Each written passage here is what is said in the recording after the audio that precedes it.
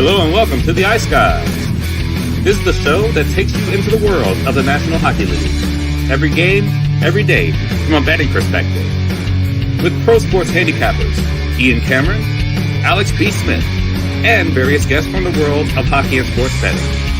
And now, here's your host, Ian Cameron. Welcome to the Ice Guys, a Beantown Friday edition of the Ice Guys, presented by Boston Hemp Inc. Friday, April 26th. Ian Cameron with you. I don't know where Alex is, quite honestly, but hoping he's able to join us here in a few moments. And we are ready, though, for a Friday NHL card with 4 games tonight. This is a really exciting slate tonight. We've got 3 series that are locked up at 1 game apiece going into Game 3. And then, of course, you also have Rangers Capitals, with the Rangers trying to do what both Florida and Carolina did last night, seize complete control of the series and go up 3-0 tonight in that series. So we got 4 good games tonight. Looking forward to them. Before we get into that, just quickly on last night, it was a Patreon exclusive live betcast night. It was a lot of fun, as always. Appreciate those of you that joined us on the stream, those of you that tuned in. And if you joined us on the stream and you tuned in, that means you are subscribed as Patreon members. And we can't thank you enough for your support, that you are Patreon members for just $10 per month. And very, very excited to have you supporting the show like that. And we've got another Patreon exclusive live betcast coming up on Tuesday next week. So make sure you join us for that. And if you're not subscribed yet, there's still plenty of time to get on board. Of course, patreon.com/Ice Guys, just $10 per month. But it was a fun betcast last night. And we had Jordan Sambrook, an old friend of the show, currently playing in the East Coast Hockey League, Florida Everblades, in the first round of the Kelly Cup playoffs. He stopped in on the betcast last night as well for a little bit. So it was good to have him on the betcast last night as well. So once again, just a very fun night on the betcast, and looking forward again to the next one, which will be coming up on Tuesday next week, April the 30th. So definitely looking forward to that. Let's look back on last night. We had, of course, the two games, and really it was Florida and Carolina taking control of the series in both of those games. They ended up, it was a pretty solid night for both teams. Tampa Bay, you figured that this was not going to go well for them really early in that game, where we saw the Tampa Bay Lightning have multiple power play chances early, couldn't convert on any of them. And if their power play is not going, it's going to be tough for them in the series, because at 5-on-5, Florida has proven themselves to be the better team. So that's basically the way the game went. Definitely momentum toward the Florida Panthers after killing those penalties. Of course, they did tie it. It was a brutal beat for us with over 1.5 in the first period last night. It looked like the Tampa Bay Lightning tied it in the final seconds of the first period, but unfortunately, the goal gets called back due to offside. And as a result, the first period does stay under. But it's been a weird series with the totals, because the first 2 games of the series in Florida, first period goes over and the full game stays under. We saw the reverse happen last night. First period actually stayed under and the full game ended up going over the total. So we're definitely excited to see how this goes. But definitely I like the way Florida responded. And really, when you look at it, how great they were on the penalty kill last night, with just taking away all the offensive end of the ice, sticks in the passing lane. It was very difficult for Tampa Bay to move the puck seamlessly in the offensive zone, especially when they had the man advantage. You just have to give Florida a ton of credit for that, and the way they were able to get the job done with the penalty kill. So great job again by Florida last night. They get the win over the Tampa Bay Lightning, and now they go up a commanding 3-0 in the series. Bobrovsky was very solid again in victory. There's not really much he could have done about any of the goals, really, that Tampa Bay scored. One's a seeing eye shot. One was the Stamkos deflection. One was a terrific pass to Nick Paul, who cashed a goal prop for us, by the way, last night to make it interesting at the end. But nevertheless, Florida gets the job done. Exactly, Scott Carpenter. Exactly. Finally hit on Nick Paul. It was bound to happen. The guy has really stepped his game up offensively, late in the season. He had chances in the first 2 games. So it was really nice to see him finally get on the board and score that goal for Tampa Bay last night, even in a losing effort like it was. Carolina and the New York Islanders, you knew it was going to be trouble for the Islanders as soon as they fell behind 2-0 in that game. You can't dig yourself a hole against Carolina and expect to live to tell about it and come out on the winning end of it. They did battle back. Patrick Waugh, the Ilya Sorokin switch in goal did not last long. He ended up getting pulled, and they ended up going back to Semyon Varlamov in that game. And he's already confirmed that Semyon Varlamov will be in net for a must-win Game 4 facing elimination for the New York Islanders on Saturday afternoon. I'm not sure it's going to matter, at this point of the series. But again, credit to the Carolina Hurricanes. They take a 3-0 series lead. They got some key saves from Frederik Andersen. I will say this about the Islanders. The third period, they did show some life. They cut it to 3-2. They had some chances. A tremendous save sitting on his backside, essentially. Frederik Andersen somehow reached up, got the glove on it. It was a really good save to be able to keep that Carolina lead intact. And then they pulled the goalie. And what I was impressed with Carolina is they gave the Islanders very little when the Islanders had that extra attacker in the final minute or two in the third period. It was just they were swarming the Islanders. The Islanders really could not get set up in the offensive zone.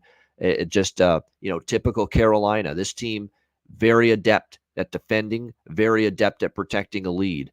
And they did so once again last night in that 3-2 win over the New York Islanders. So Hurricanes win, Panthers win, pushing the Lightning and the Islanders respectively to the brink of elimination and the brink of getting swept here in the first round. All right, let's get into tonight's games. We've got 4 on tap. We will begin with the New York Rangers taking on the Washington Capitals. 2-0 series lead for the Rangers. -170 road favorites, the Rangers here in this one. Total 5.5, pretty much across the board in this game. The Washington Capitals, better effort from them in game 2. Certainly offensively it was. They did not generate enough chances, shots. It was a very, very, very, very poor effort offensively in terms of just getting opportunities in game 1. They certainly did a better job of that in game 2. They got the first goal early in the first period. Unfortunately, they've taken some penalties. The Ranger power play has ate them alive throughout the course of this series. And it seems like, the more this series goes on, we're not seeing Charlie Lindgren play like he did late in the regular season when he was a brick wall in victory against Philadelphia and a brick wall in victory against Boston and a brick wall in victory against Detroit. Those huge games down the stretch of the regular season where Charlie Lindgren just stood on his head, made 30, 40 saves even in a few of those games, and just, powered this Caps team to victory in those games. And, he just hasn't been as sharp and on top of it here in this series. And it's pretty much made all the difference in the world because, for better or worse, if the Capitals are going to win games in this series and give the Rangers any sort of push, and threat in this series, he's got to be 10 out of 10 almost as far as his performance in net. He's got to be that good for them, if they're going to have a chance here in this series. And unfortunately, his play has declined a little bit, and we've seen it affect Washington's ability here to shut down this Rangers attack. And, the Rangers are a scary group up front when they've got things rolling. They got Matt Rempe scoring a goal already in this series down on the 4th line.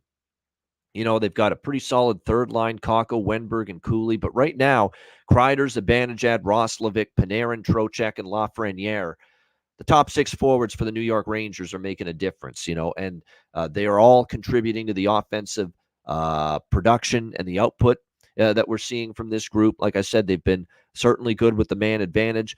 The one flaw, I guess you could say, the Rangers had, late in the season was their 5-on-5 offense kind of stagnated at times.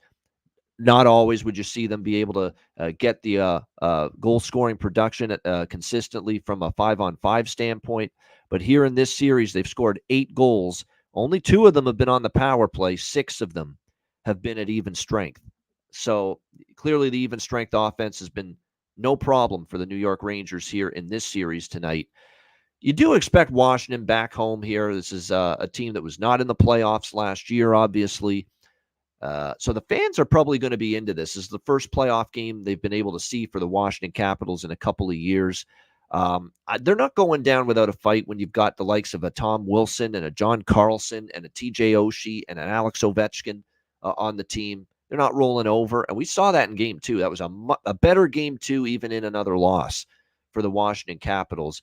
I don't trust them to win the game, but I do think they have a solid start here on home ice. We saw them score a goal in the opening period of game 2, coming off the loss that they suffered in game 1. And that goes right to where I'm looking in this game with the primary bet that I have. I don't really have much side or total here in this game. This is a game where this is also a game, too, where I could be talked into potentially a draw, a 2-0 series lead with the scene shifting. Again, with a desperate home team down 0-2, sometimes can be a good angle and a good situation to bet the draw. So I might sprinkle on that. But other than that, the only thing I have pregame here with the Rangers and Capitals is the Capitals to score a goal in the first period.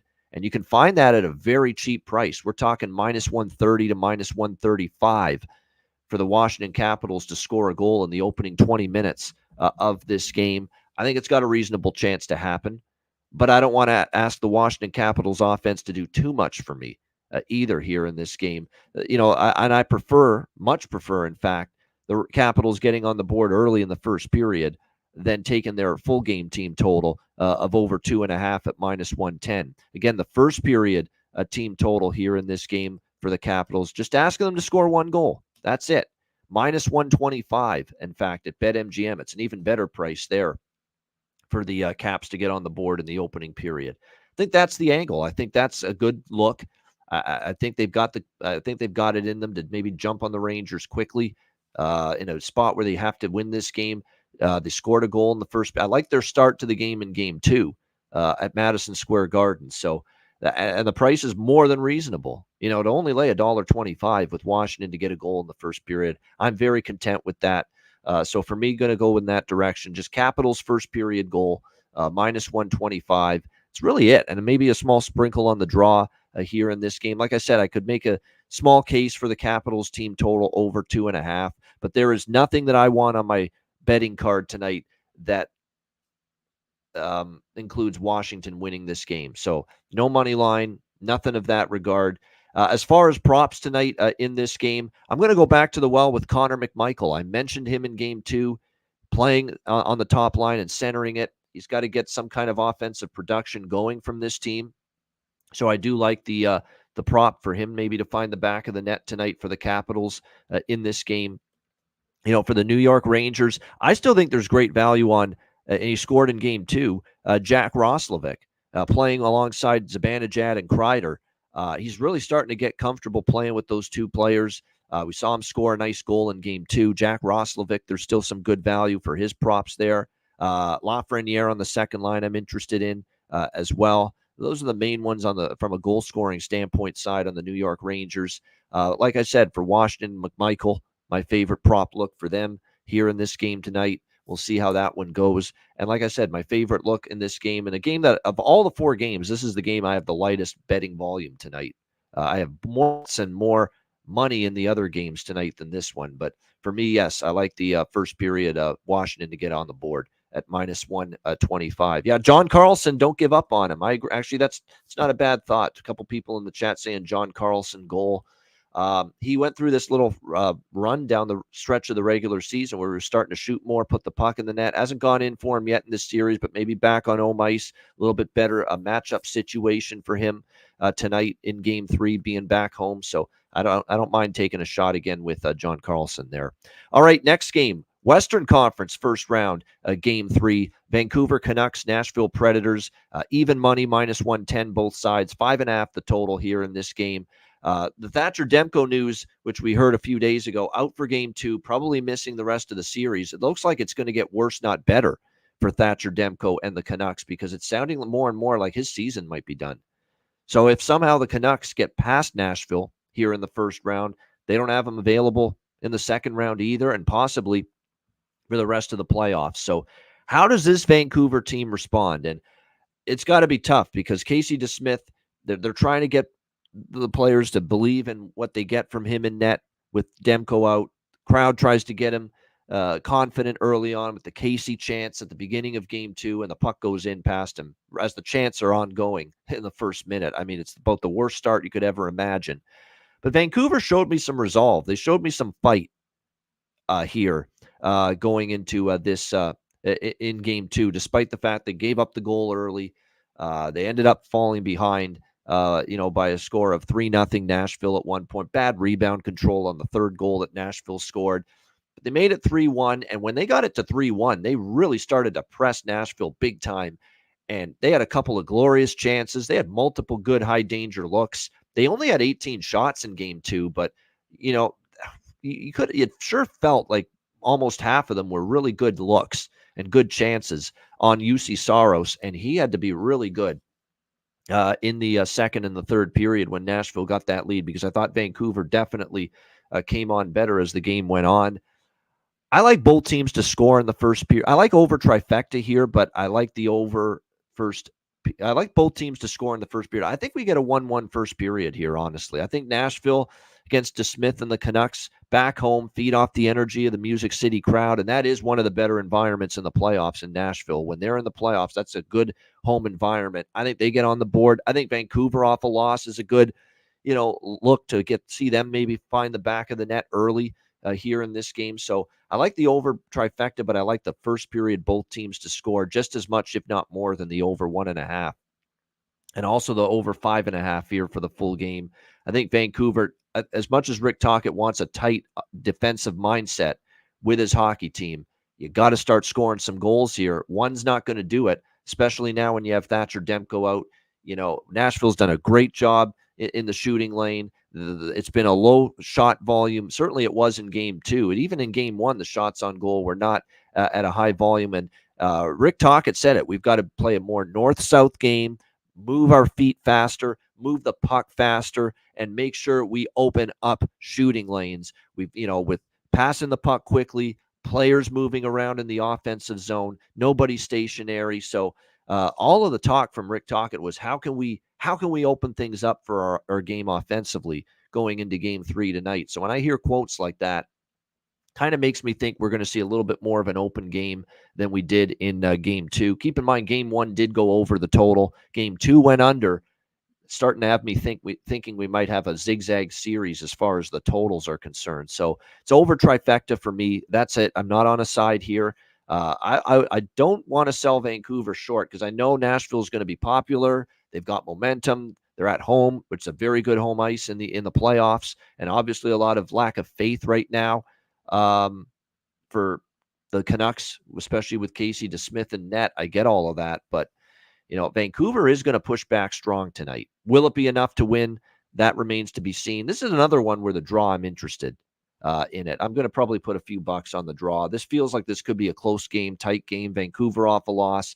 Nashville is going to want to put a good foot forward at home for the first time in this series.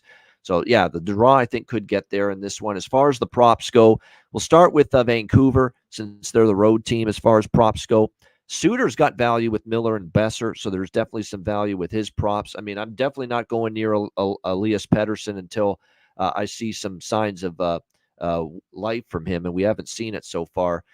Maybe you go back to the well with Dakota Joshua. On the blue line, look, Quinn Hughes has been shooting the puck a lot. He had 2 assists in game 1. He had almost a chance to score the other night. So, for me, Quinn Hughes to get over 1.5 points, you'll get a decent price on that. I'm interested. And then on Nashville's side, you've got obviously Forsberg, O'Reilly, Nyquist. It's hard to talk anyone out of betting their props. Forsberg had a goal and an assist in game 2. He's almost you got to take him every game at this point with just how on fire and just how consistent Philip Forsberg has been from one game to the next. And I'll throw out a couple there on that second line, whether it's Zucker, whether it's Colton Sissons, who's a Vancouver native, by the way, and he always seems to make an impact when he plays the Canucks. He scored in the last game, too. So don't sleep on maybe a Colton Sissons goal prop for Nashville tonight. Zucker as well. He scored in game 1. And same thing with Anthony Beauvillier. Beauvillier found the back of the net in game 2 as well.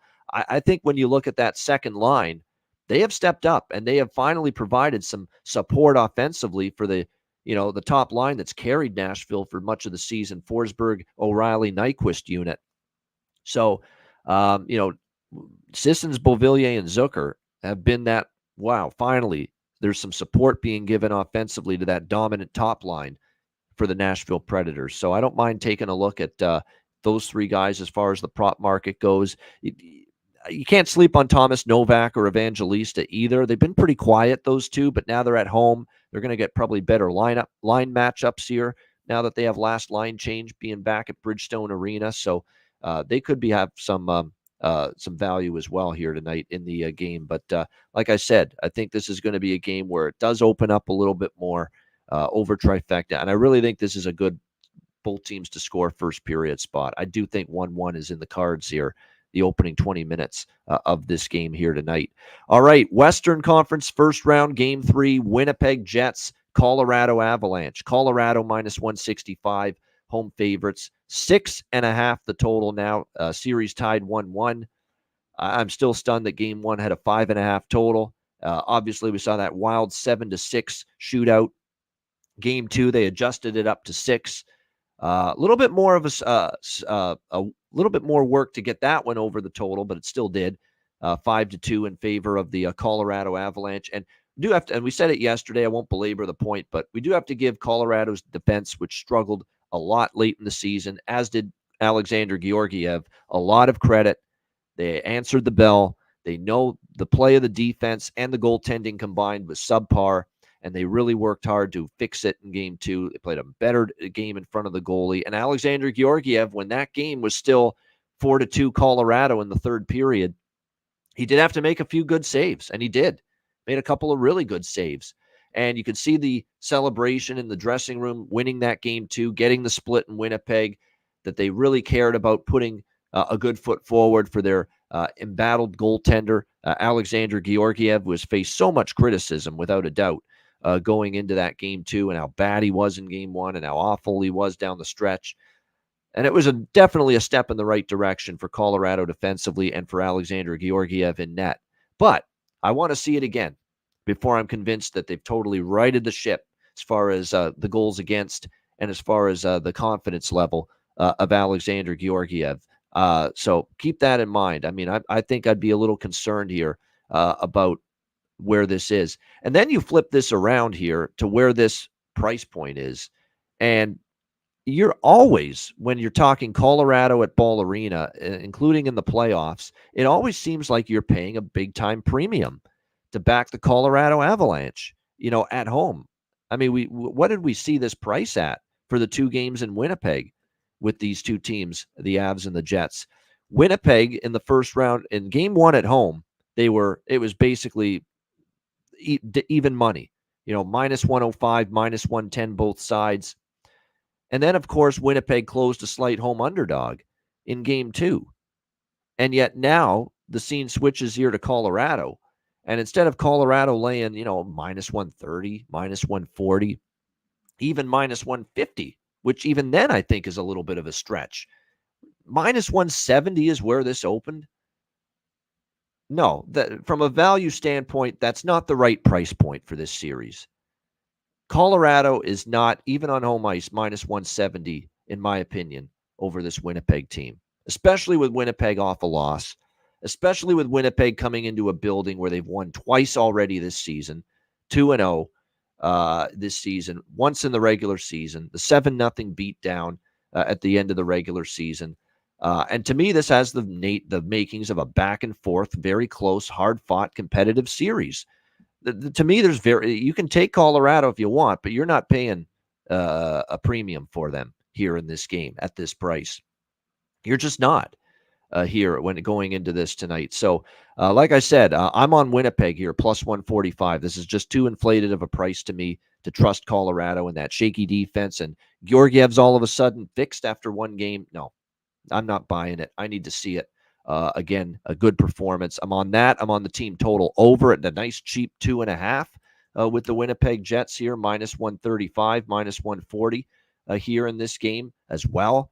I'm perfectly content asking Winnipeg to score just 3 goals here against Colorado and Georgiev here in this spot. That's the way I see it here as far as that goes. It's going to be a 60-40 split for me. I'm going to go 60% on the team total over for Winnipeg, 40% on the money line, because this could be a game where it's 4-3 Colorado or 5-3 Colorado. Team total hits, the money line doesn't. So I do want to have a greater percentage of my investment here on the team total for Winnipeg as opposed to the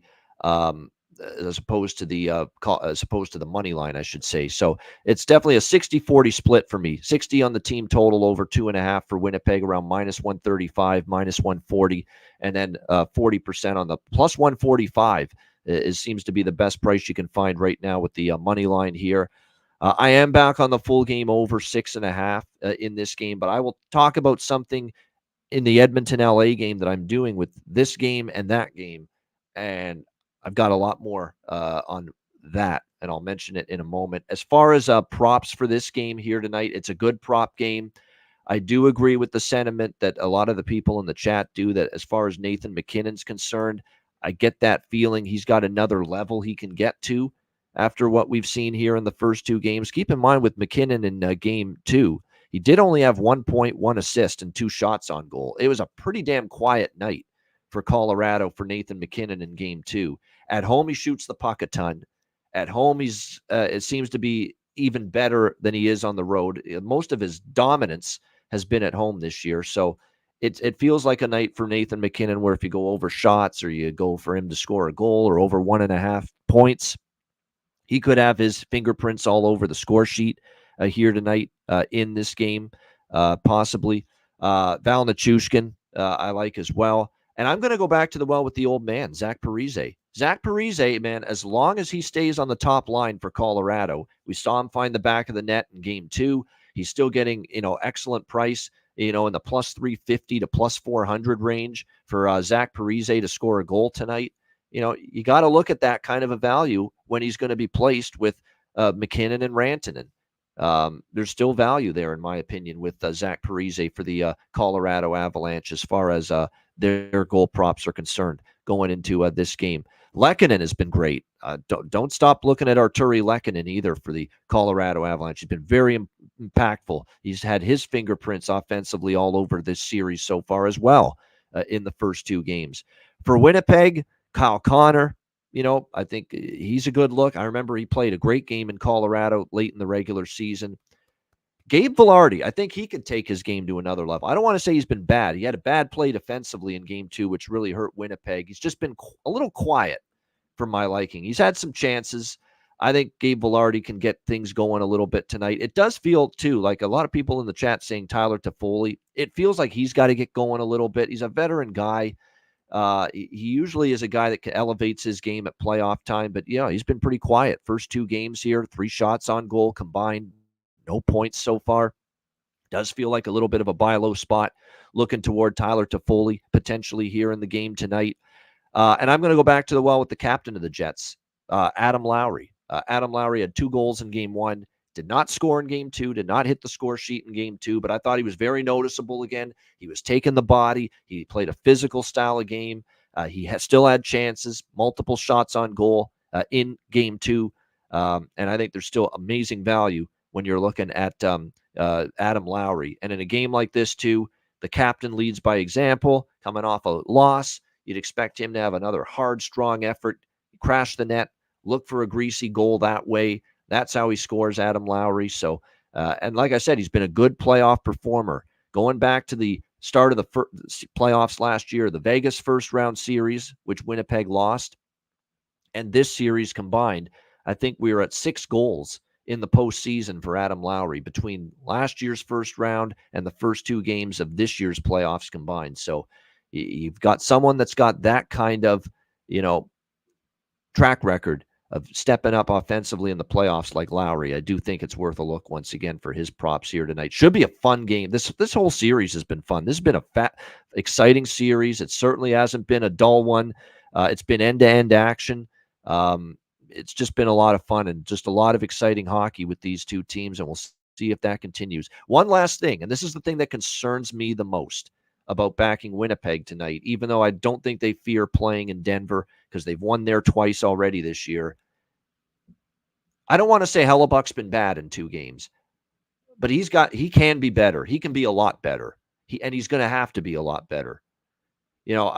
For as much as Georgiev's got these issues, and game 1 he was brutal, Connor Hellebuck does need to step it up a little bit because his play has to be a little bit better than it's been so far in the first 2 games. And if it's not, and it's going to be another one of those games where, he's given up 4 or 5, it's going to make it tough on Winnipeg. So, again, this is a guy that in the regular season pretty much make the consensus argument. He was the best goalie in the NHL this season during the regular season, but he does have that little monkey on the back right now of that the playoff performances have not exactly matched at times what he's done in the regular season. So this is going to end up being a big start for him.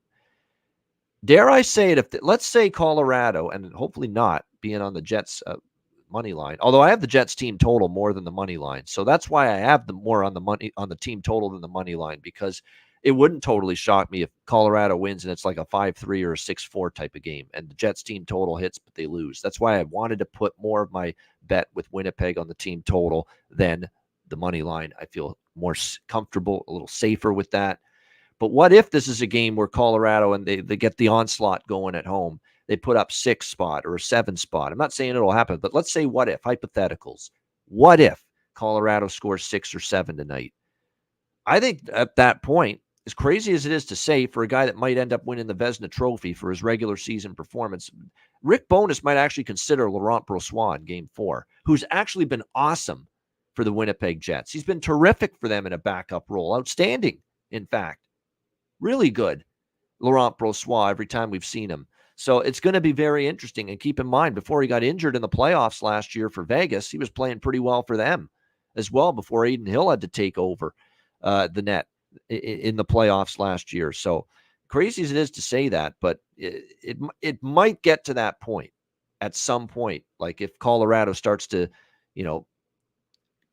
take that step forward and start to assert dominance in this series. So it's just going to be very interesting to see if it gets to that point. Of course, this could be vintage Hellebuck tonight, where he looks at the Vezina Trophy form and he makes 48 saves and Winnipeg wins on the road. That could happen too. It's just a lot of variance right now, especially with Hellebuck at the moment. So that's why we watch. That's why we tune in, especially at this time of year. We're fascinated by all these storylines that weave about in the middle of a hotly contested series like this. And certainly the goaltending really on both sides is one of those big-time storylines when it comes to Jets and Avs. All right, final game of this Friday slate, Edmonton Oilers, Los Angeles Kings, Edmonton minus 140, road favorites, 6.5 the total here in this game. This series is tied at 1 game apiece. Bit surprised that it is tied, but because I thought LA would really give Edmonton a tough game too, and they did, but I wasn't totally sold on them winning, which is why in game 2 I was on only LA to score in the first period, LA team totals as well for the game over 2.5. But I wasn't totally sure they'd find a way to actually pull that game out and win it. But they jumped on Edmonton early. They got Stuart Skinner, on a bit of a down night from him. It was not one of his better games. And the Kings offense finally sprung to life a little bit. And more than anything, I thought the 2 guys that have been there, done that, as far as winning championships, winning Stanley Cups for the LA Kings, Drew Doughty and Anze Kopitar, they led by example in game 2. They really did. I mean, they were absolutely tremendous in that game. You could tell that, hey, don't underestimate the heart of a champion. And those are 2 multiple-time Stanley Cup championship players for the LA Kings, and they both played outstanding in game 2, helping the Kings tie up that series going into game 3 tonight. Will that continue here in this one? When you look at Connor McDavid, it's pretty crazy to see what happened in game 2 in Edmonton. That you look at Edmonton's performance. They still scored 4 goals, even though they lost in overtime. But for McDavid in particular in that game the other night, and you look at his play, just the 1 assist, 1 shot on goal. It kind of feels like we talked about this in the last game with Nathan McKinnon for Colorado, that he was just way more quiet than he's accustomed to. And definitely you could say the same thing about Connor McDavid in game 2. So, you got to think this could be a powder keg waiting to explode here for number 97 tonight for the Edmonton Oilers, Connor McDavid, because how many times have we seen this in his career? When he's that quiet one night, a lot of times, you're going to see him explode possibly the next night. So it's going to be interesting to see how this one plays out when it's all said and done. But I would expect definitely better things here tonight from Connor McDavid here in this game, and from Edmonton overall going into this matchup against the LA Kings. Just deciding how I want to go about it. I mean, minus 140, I was hoping for a little bit of a better price with Edmonton here, minus 140 going into this game against the LA Kings. You look at that first period team total situation. Now, this is another situation for me where I like Edmonton early, to kind of have a good response following the overtime setback in game 2. But again, the reason why I'm a lot more fearful of the puck line bets right now in these playoffs with teams like Edmonton is because you're just never sure if their defense and in this case Stuart Skinner can shut the door totally. So I'm going to do a little over 1.5 team total split on the Oilers in the first period. Over 1 plus 135. Over 1.5 plus 250. First period. I'm also going to go with the full game team total over for Edmonton. I just feel more comfortable about that than laying $1.40 with the Oilers on the money line because, look, Kings are at home, and are they going to be able to shut down LA after what we saw in game 2? That remains to be seen. And besides, if Edmonton wins this game, and I do lean again to them, and I would have been on the money line if the price was better. We've said this all the time, right? When Edmonton wins, 90% of the time they score at least 4 goals in their victories.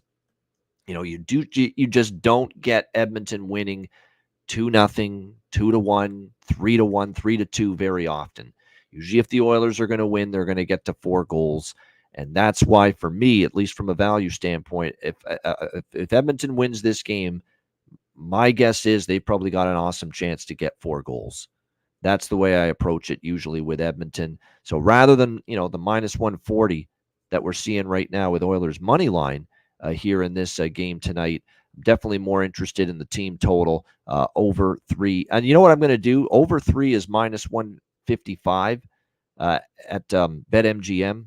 Over 3.5 plus 100 at BetMGM. And by the way, that's actually a better price, I believe, at Pinnacle with the Oilers team total over 3.5. Plus 112 with that here in this game with the Oilers team total. I believe that's what it was last I checked at Pinnacle. Was over 3.5 at plus 115 at Pinnacle. That's a really good price on that team total. So we'll see how that goes.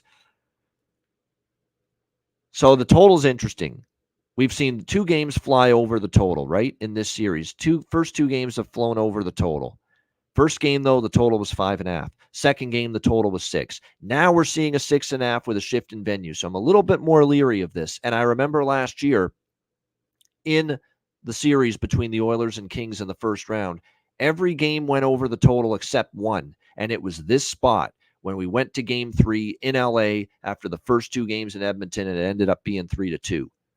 So that's my only fear. But I look at all the metrics, and I actually made a point of it. I wanted to see the expected goal numbers are off the charts in the first 2 games of this series, to me, which means that, yes, we've seen both games fly over the total, but they haven't flown over the total by accident. This is not one of those games where, there's been a shit ton of goals, 9 in game 2, 11 in game 1. But you know what? The expected goals were only 3.6 to 2.5.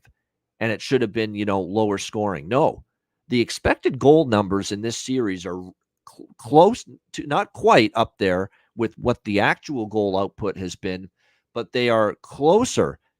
The expected goal numbers are closer to what we've actually seen than to where it's, a lower scoring expected goal number. So there's been nothing fluky.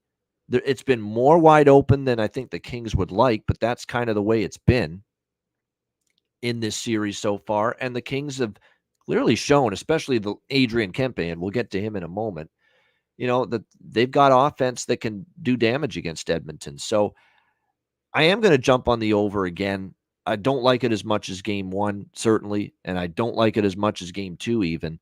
But what I do like, and this goes back, remember in the last game I hinted at this, I am on a 2-game parlay with the Winnipeg, Colorado game and this game, Edmonton, LA.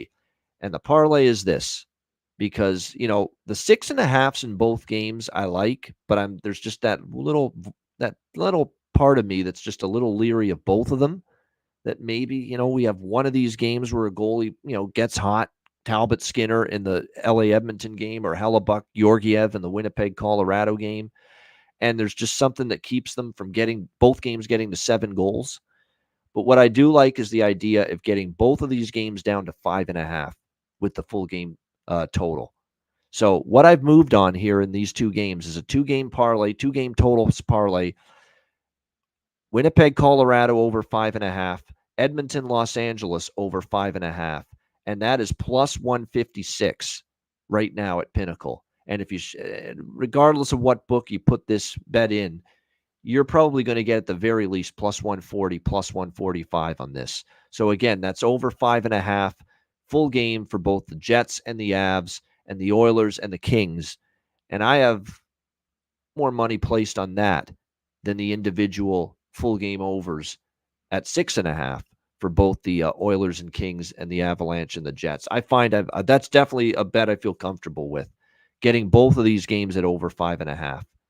Winnipeg, Colorado, and Edmonton, LA. I feel very good that both can get to 6 at the very least. No question about that. So I think that's great value too. At Pinnacle, it's plus 156 to parlay together Winnipeg, Colorado over 5.5 and Edmonton, LA over 5.5. So I'm going that approach here tonight with those 2 games. And then as far as props for this game, let's start with Edmonton. Adam Henrique, great value still, as long as he stays with McDavid and Hyman.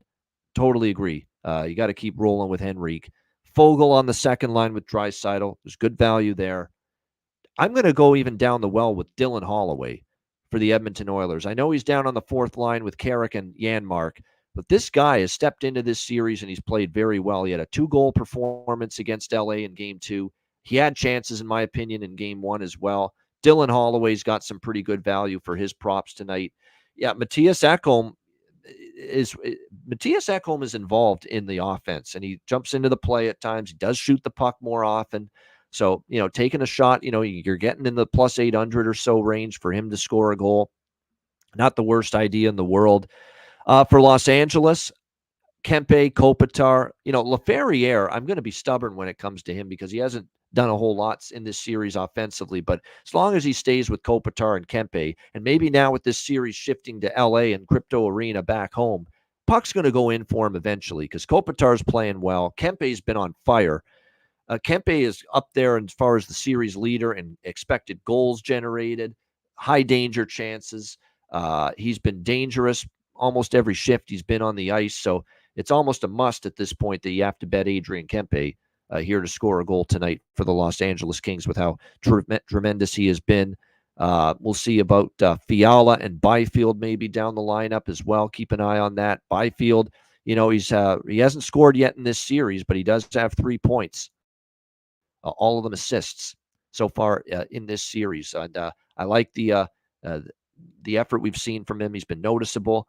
He's been making good plays with the puck. Like I say, facilitating, finding his line mates. He's also gone to the front of the net as well. So I am definitely liking what I'm seeing there from Quentin Byfield's game. So taking a shot with some props for him. I wouldn't talk anyone out of that either. All right, great stuff. That is the Friday card. Shout out to everyone in the chat. We appreciate it very much. Hit the like button on the way out. We appreciate it very much. 262 live viewers. A reminder, we've got one more Patreon exclusive live betcast here in the month of April, and it comes your way next Tuesday, April the 30th. Looking forward to it. It is our final betcast of the month. We are close to announcing the next set of Stanley Cup playoff live betcasts for the beginning of May. We'll probably have an announcement on that by Monday next week, and we'll start to let you know when our next betcasts are following that one on April 30th on Tuesday, which is a Patreon exclusive once again. And a reminder, the only way to tune in and join us on Tuesday's betcast, April 30th next week, Sign up, just $10 per month, patreon.com/Ice Guys. Again, you'll have access to all of our exclusive live betcasts, daily sides, totals, player props posted on the page each and every day, goalie charts, totals charts, and more bonus content, including Player Suite interview series returning in the off season. Make sure you sign up and subscribe. Patreon.com/Ice Guys, just $10 per month. And check out the Ice Guys store as well. Get your gear and your merch over at iceguys.myspreadshop.com. I'm just going to do a check, and I believe we've got a sale again up available right now on the Ice Guys store at the moment. So keep an eye on that. Yes, save 50% off today and the next 4 days right now. So again, next 4 days, get 15% off any purchase you make at the Ice Guys store. So make sure you check that out, iceguys.myspreadshop.com. All right, we got Bargain Bin Special of the night and Best Bets coming up right after we hear from our great sponsors, Boston Hemp Inc.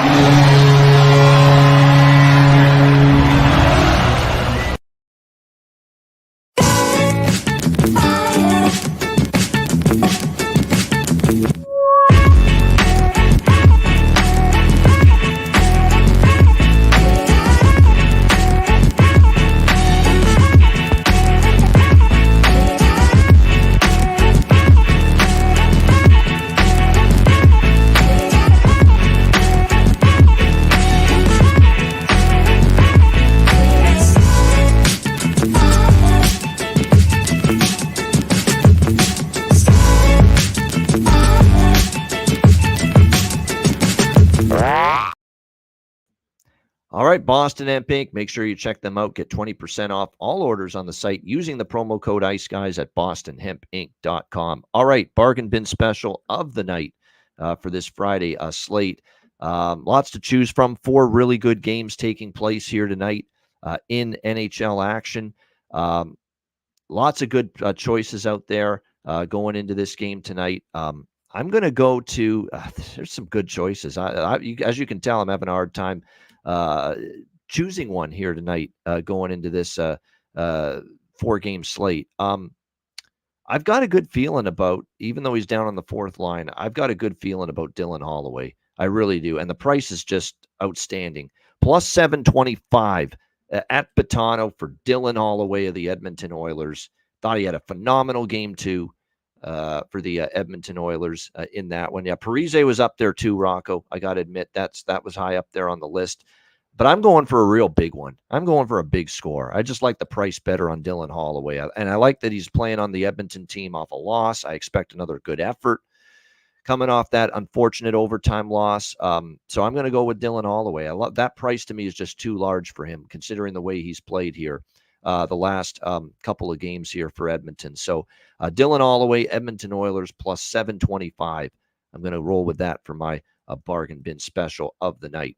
All right, best bet for this Friday card. I'm going to that Winnipeg team total. Over 2.5. We're not asking Winnipeg to, do anything but just score 3 goals in this game against a Colorado team that I'm not sold on yet defensively, or Georgiev, just because of one really good game. I need to see more of it. Winnipeg has had no problem scoring and playing Colorado in that building all season long. And you have this Jets team coming off a loss, going on the road. The team bands together, and I think has a really strong game. I think they got a great chance to win the game. But let's go safer here, and let's just ask Winnipeg to score 3 goals tonight in bounce-back mode off the Game 2 loss to the Colorado Avalanche the other night. So that's what we're going to roll with. Winnipeg Jets team total over 2.5, minus 140. That is going to be my best bet here for this Friday NHL card. That'll wrap up this edition of the Ice Guys. Thanks to everyone for joining us. Hit the like button on the way out. We appreciate it very much. We've got a great couple of shows coming up this weekend. We've got guests both days. Kyle Bond, old friend of the show, he'll be on with us tomorrow. And Jeremy Williams, longtime professional hockey player, briefly in the NHL, Toronto Marlies organization, Leafs organization, a couple others in the NHL. Then he played in Europe for years. Jeremy Williams will be with us on Sunday. So a couple of guests coming up this weekend on the Ice Guys show. Looking forward to that. Reminder, the Ice Guys is live 7 days a week, Monday to Friday, 2 p.m. Eastern, Saturday and Sunday, noon Eastern. If you can't watch the show live, download the Ice Guys podcast in audio form on all major podcast platforms: Google Podcasts, Apple Podcasts, Spotify, Stitcher, iHeartRadio, Amazon Music, and more. Download the Ice Guys podcast when you can't watch the show live. And a reminder one more time, too, about the podcast. Very important. Make sure you bookmark the new home of the podcast, Bleav.com. That is BLEAV.com. So again, that's BLEAV.com. You go to that website, you go to shows, you search for the Ice Guys, and you'll definitely find us there. That is our new podcast page home where you can download the podcast audio version of the show each and every day. So again, BLEAV.com. The Bleav Network is our new podcast page home for the Ice Guys. So again, make sure you're aware of that and bookmark that page and check it out each and every day to download the podcast version of the show. With that in mind, that's a wrap. I'm Ian Cameron. Have a great Friday night. Enjoy the games and good luck. And we will be back with you tomorrow on Saturday for another edition of the Ice Guys.